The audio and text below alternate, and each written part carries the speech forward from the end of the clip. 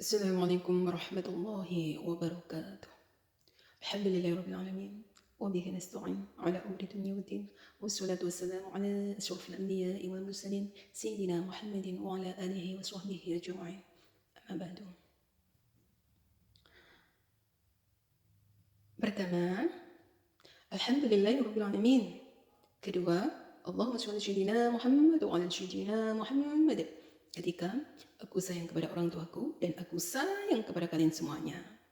Nah, sekarang kita mengaji lagi Al-Quran surah Ali Imran ayat 151 sampai insya Allah ya 155.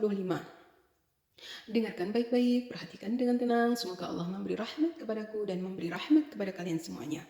Amin, amin, ya Rabbal Alamin.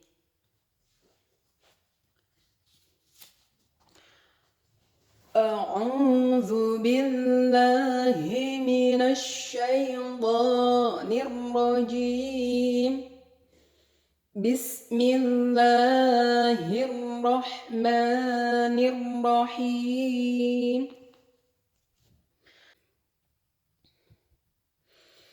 سنلقي في قلوب الذين كفروا الرعب بما أشركوا بالله ما لم ينزل به سلطانا ومأواهم النار وبئس مثوى الظالمين ولقد صدقكم الله وعده إذ تحسونهم بإذنه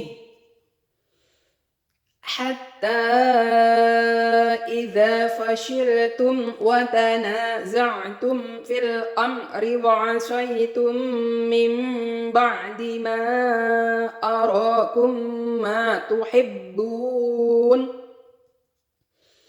منكم من يريد الدنيا ومنكم من يريد الآخرة ثم صرفكم عنهم ليبتليكم ولقد عفا عنكم والله ذو فضل على المؤمنين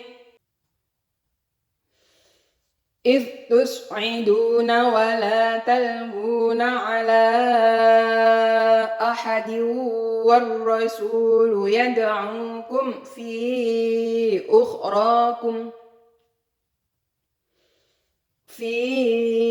أخراكم فأصابكم غما بغم لكي لا تحزنوا على ما فاتكم ولا ما أصابكم والله خبير بما تعملون ثم أنزل عليكم من بعد الغم أمنة نعاسا يغشى طائفة منكم من بعد الغم أمنة نعاسا يغشى طائفة منكم وطائفة قد أهمتهم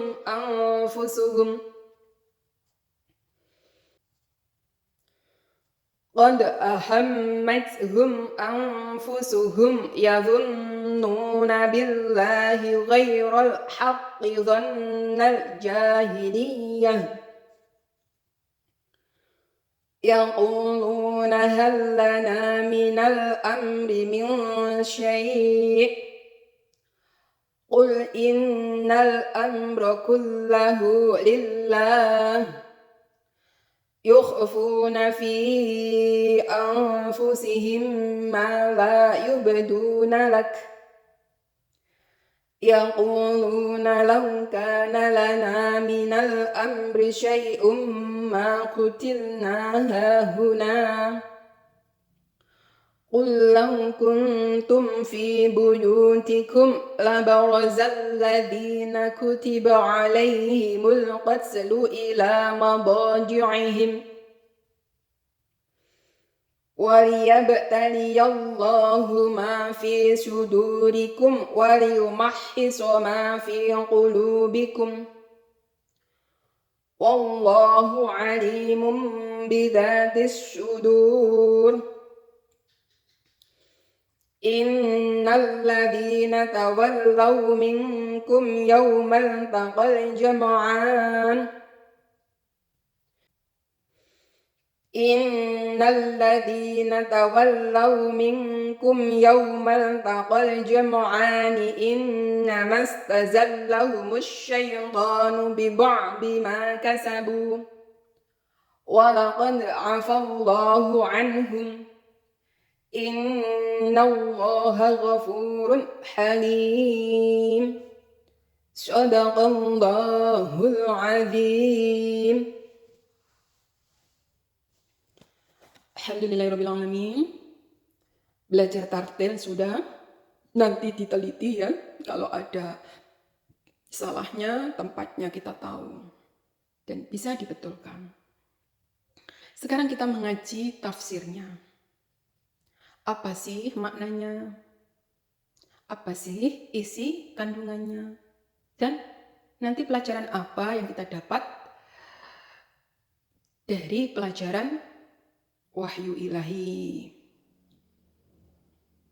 Dan semoga kita bisa memetik ya pelajaran hikmah dari ayat-ayat Al-Quran untuk dijadikan pelajaran, untuk dijadikan pengalaman, untuk dijadikan amalan dalam kehidupan sehari-hari.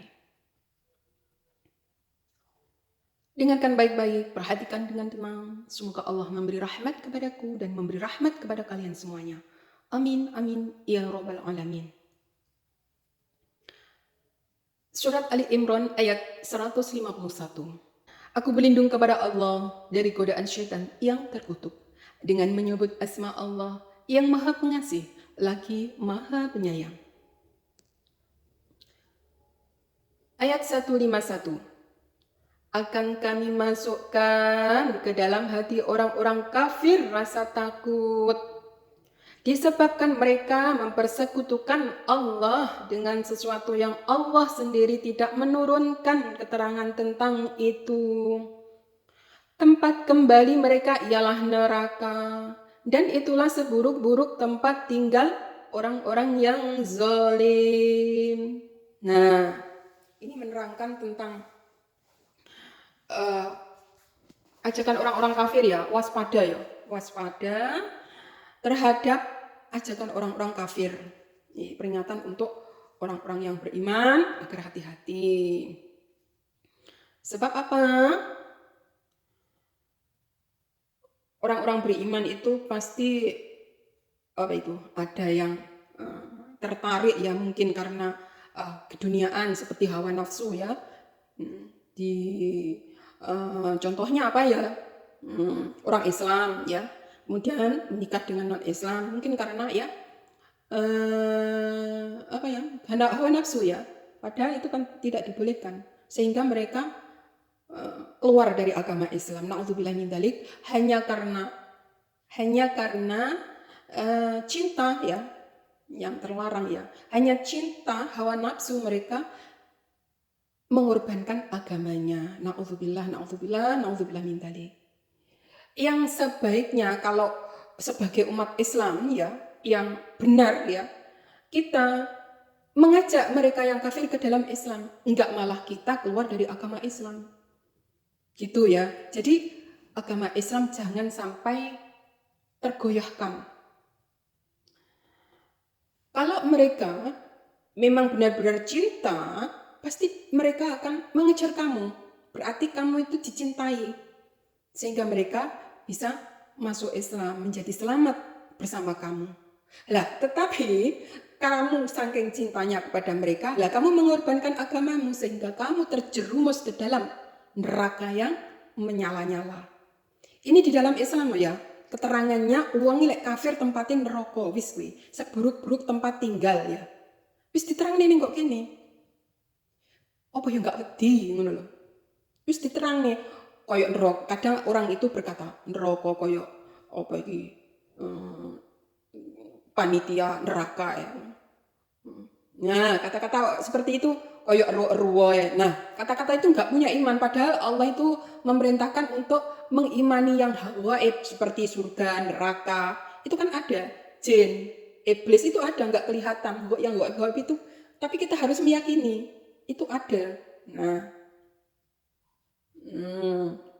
jadi sebagai umat Islam kalau bisa mengajak, kalau mereka itu benar-benar cinta terhadap dirimu ya, pasti mereka akan mengikutimu. Malah justru enggak kamu yang mengorbankan keimananmu untuk mencintai mereka yang kafir. Gitu loh ya, sebagai umat Islam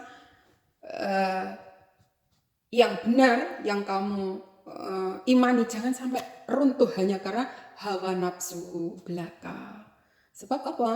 Orang menikah dengan yang bukan Islam itu kan pernikahannya sudah enggak sama. Atas nama siapa? Mereka atas nama berhala, contoh aja ya. Terus kita atas nama Allah. Apabila bersatu, itu menjadi tetap zina. Sebab yang satu itu karena berhala, yang satu karena Allah. Itu seperti zina. Enggak halal. Ibarat makanan ngono ya, sing dimakan itu babi. Nah. Walaupun kamu membaca Bismillahirrahmanirrahim jenenge babi, ya tetap haram. Ya seperti itulah menikah kalau bukan searah. Kamu menikahi orang yang bukan Islam dan enggak mu'alaf, enggak mengikuti agamamu. Ibarat yaitu memakan daging bangkai. Walau kamu itu membaca Bismillahirrahmanirrahim, ya tetap haram. Seperti itulah perumpamaannya. Jadi jangan sampai mengikuti ajakan orang-orang kafir. Jadi ini menerangkan wong gila sudah beriman kemudian kafir, dia akan dihantui dengan rasa takut.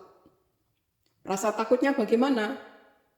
Orang itu kalau sudah mengetahui ya tentang Islam, kemudian dia murtad, dia sebenarnya hati nuraninya itu membenarkan Islam. Tapi karena mungkin ya menikah dengan non-Islam, terus kemudian keluar dari agama Islam, terus hati mereka itu takut. Oleh Allah diberi rasa takut sebenarnya. Karena yang selama lakukan mereka itu salah selama ini. Mempersekutukan Allah. Padahal Allah itu kan enggak mengajarkan kalau Allah itu mempunyai anak, Allah mempunyai istri. Enggak mengajarkan. Allah itu satu. Tidak ada yang setara dengan Allah. Allah enggak dilahirkan, dan Allah enggak melahirkan. Tidak beranak dan tidak diperanakkan. Itulah Allah ya.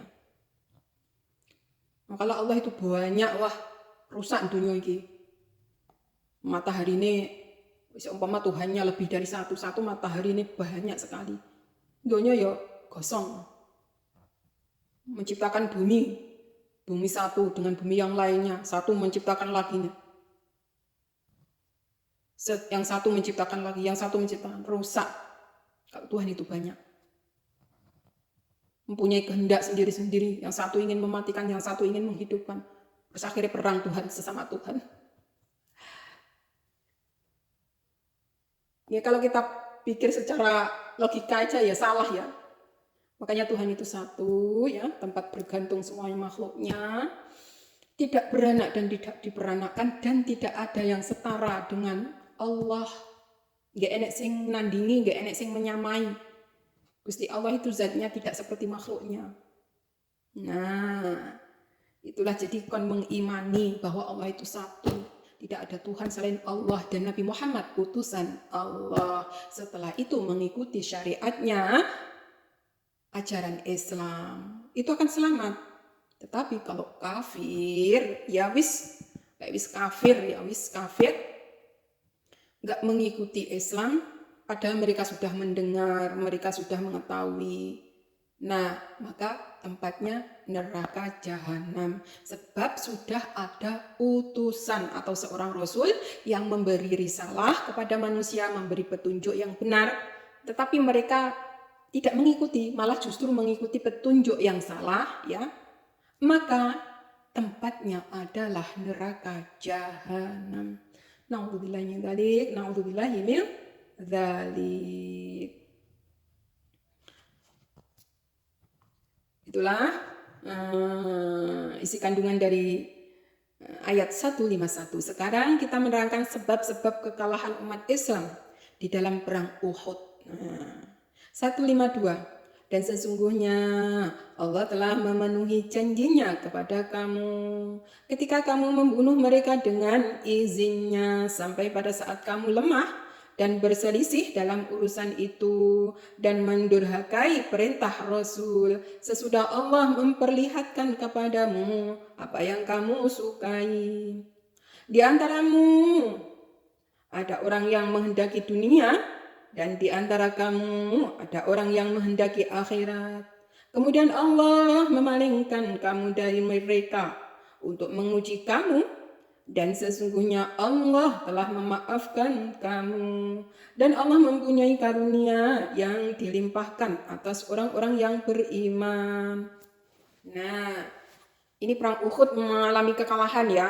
Kalau perang Badar mengalami apa? Kemenangan. Lah perang Uhud itu sebab kekalahan umat Islami karena tidak taat kepada Rasul. Ya, tentara panah yang diletakkan di bukit Uhud ya, itu turun. Seakan-akan mereka sudah menang, seakan-akan musuh sudah kalah, mereka turun untuk mencari rampasan perang, harta rampasan perang. Karena ingin mencari dunia seperti itulah. Kemudian orang kafir muncul mengepung mereka yang telah mencari rampasan perang, sehingga umat Islam mengalami kekalahan. Ini sudah diwasiatkan oleh Rasul, jangan sampai turun ya dari bukit Uhud ini pasukan panah. Itu ada pasukan panah ya. Dulu itu alat perangnya itu salah satunya adalah juga panah ya. Panah, pedang, tombak, terus apa lagi ya? Di dalam film-film zaman jadul itu kan ya seperti itu ya, pedang, panah, tombak, berkuda dan sebagainya. Ketapel, itu alat-alat perangnya. Nah, pasukan panah turun dari Bukit Uhud untuk mencari rampasan perang. Mereka itu sudah lupa nasihatnya Rasul, jangan sampai turun dari Bukit Uhud, tapi mereka itu malah turun.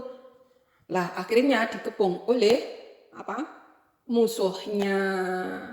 Sehingga mengalami kekalahan, banyak yang mati syahid ya.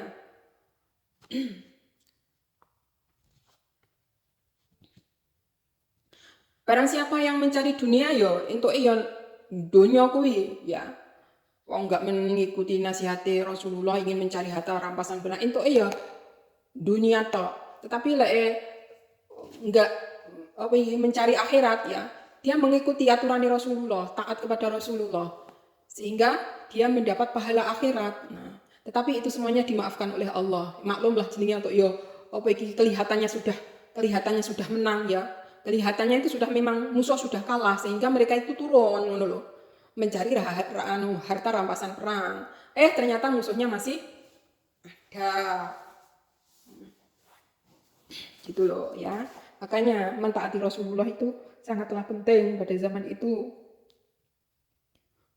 Bukan zaman itu saja, sampai sekarang pun pelajaran-pelajaran dari Rasulullah itu sangatlah berharga untuk kita amalkan dalam kehidupan sehari-hari. Sekarang ayat 153. Ingatlah ketika kamu lari dan tidak menoleh kepada seorang pun, sedang Rasul yang berada di antara kawan-kawanmu yang lain memanggil kamu, karena itu Allah menimpakan atas kamu kesedihan atas kesedihan, supaya kamu jangan bersedih hati terhadap apa yang luput daripada kamu dan terhadap apa yang menimpa kamu. Allah Maha mengetahui apa yang kamu kerjakan. Nah, itu kesedihannya sangat sedih ya, umat Islam memelakan banyak orang yang gugur dalam peperangan Uhud itu ya, karena nggak mentaati Rasulullah ya. Kesedihan sangat sedih sekali. Tetapi apa? Jangan bersedih. Memang wong jenenge menungso iku enek lupute, enek salahe ya. Enek kesalahan. Seakan-akan kelihatannya musuh itu sudah kalah sehingga kamu itu turun ya dari Bukit Uhud. Pasukan panah itu turun. Sehingga apa? Musuh mengepungnya. Banyak yang gugur dalam perang Uhud. Sekarang 154. Kemudian setelah kamu berduka cita, Allah menurunkan kepada kamu keamanan berupa kantuk yang meliputi segolongan daripada kamu. Sedang segolongan lagi telah dicemaskan oleh diri mereka sendiri.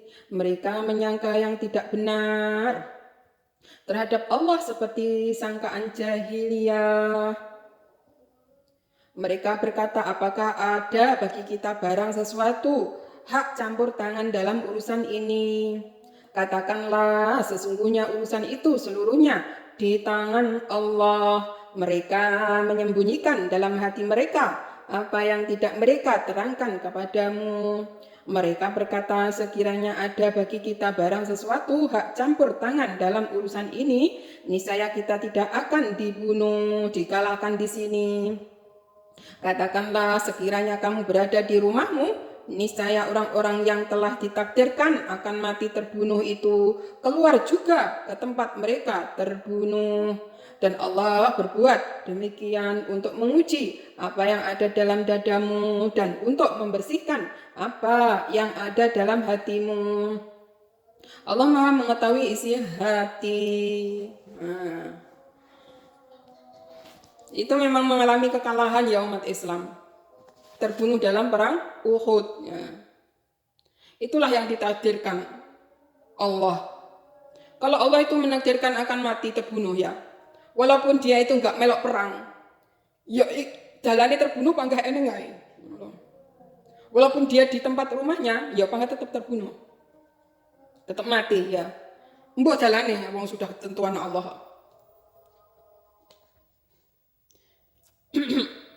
Itulah yang namanya takdir. Enggak bisa menghindari dari kematian. Walaupun lari kemanapun ya, kalau Allah sudah menetapkan detik itu mati ya, detik itu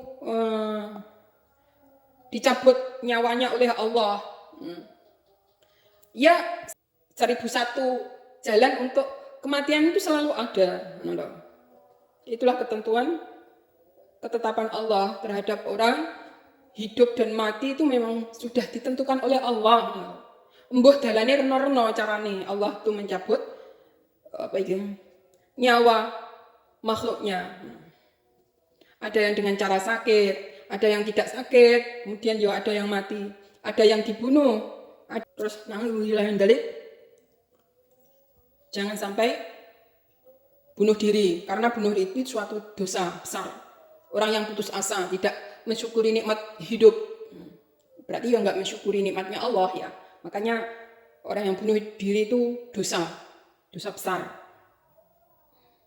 Walaupun amalnya sebaik apapun loh, kalau dia sudah lengaran kufur ya, orang bunuh diri kan kufur ya, nggak mensyukuri nikmat Allah, nggak mensyukuri nikmat hidup, nggak mensyukuri ketentuan Allah. Nah, sehingga dia menghabisi nyawanya sendiri. Nah, itu namanya su'ul khotimah, akhir yang buruk. Na'udzubillah min dzalik.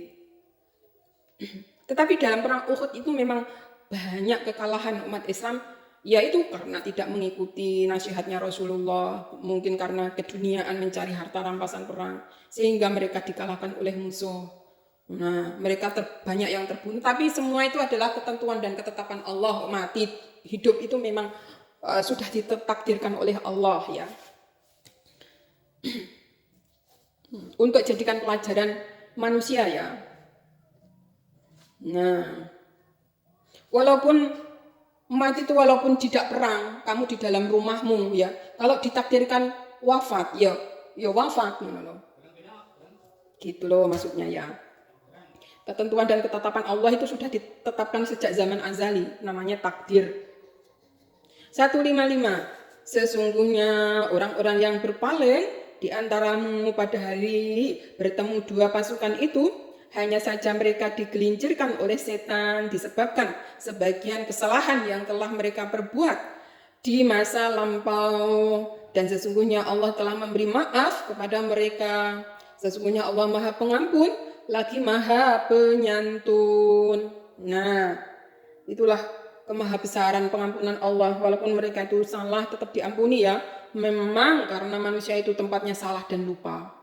Nah, itulah ringkasan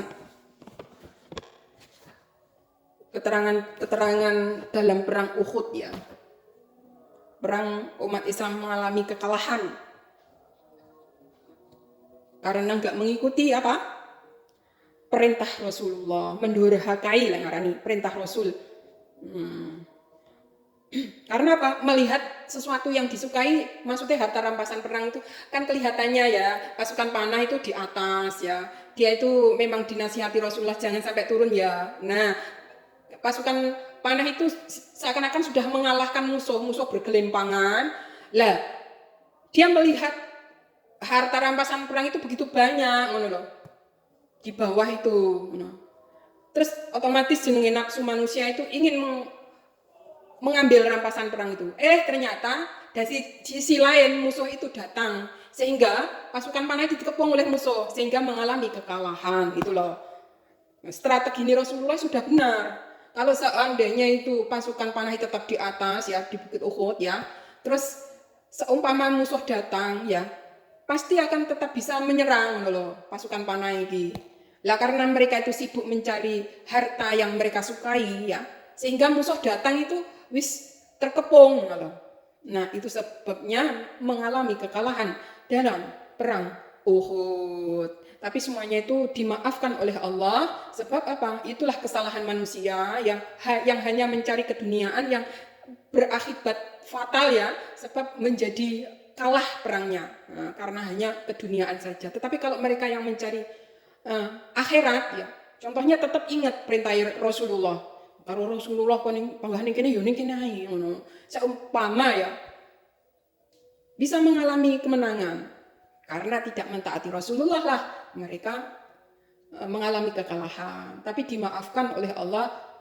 Semuanya itu memang sudah kehendak Allah. Allah menakdirkan terbunuh ya banyak orang-orang beriman yang terbunuh di dalam perang Uhud.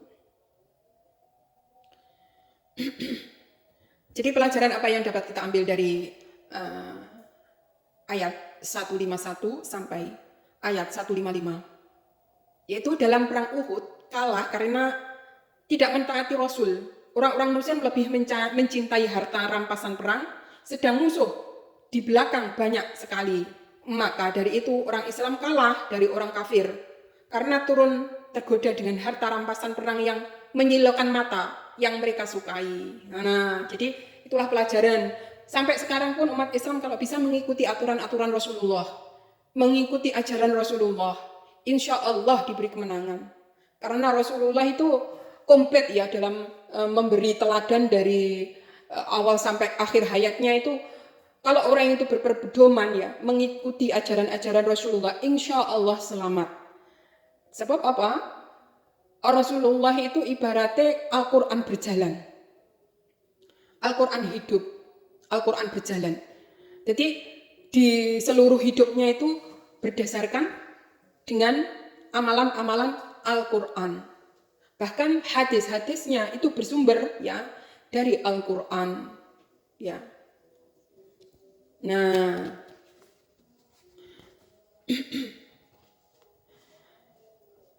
jadi jangan sampai tergoda oleh harta dunia yang tidak seberapa. Maka tetaplah bertakwa, mentaati Allah, mentaati Rasulnya. Insya Allah selamat dunia, selamat akhiratnya.